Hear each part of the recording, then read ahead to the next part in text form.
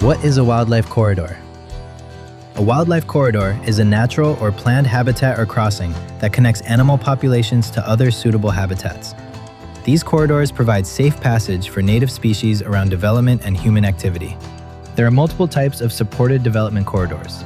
Existing natural feature corridors, such as a rocky ridgeline or raging river that cannot be developed upon and acts as a natural barrier to humans.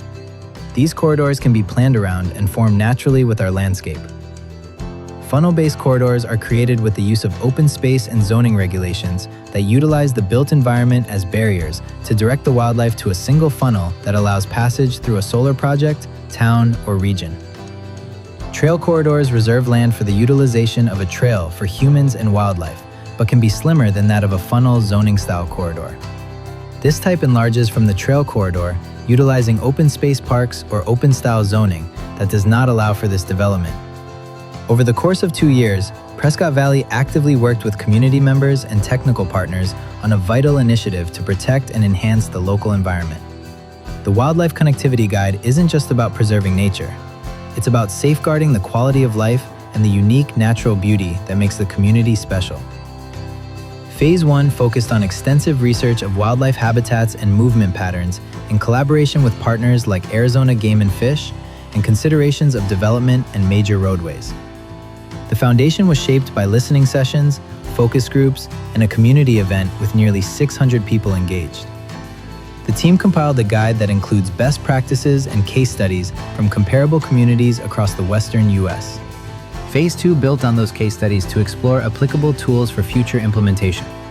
The guide details actionable planning, policy, partnerships, and funding tools to achieve wildlife connectivity.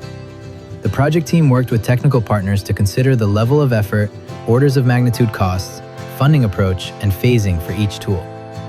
A question came from the outreach efforts for the guide of, is this doable? Through the review of over 34 case studies throughout Arizona and the Western United States, opportunities and success stories formed the foundational considerations for Prescott Valley. Phase 1 built the foundation to implement wildlife connectivity based upon 3 major habitats.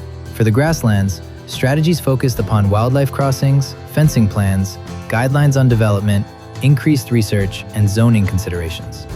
For the waterways, the recurring themes of restoration, buffering, and water conservation. And for the mountains surrounding the valley, the inclusion of collaboration, active management, and education established the basis for identifying the project potentials to redefine the town.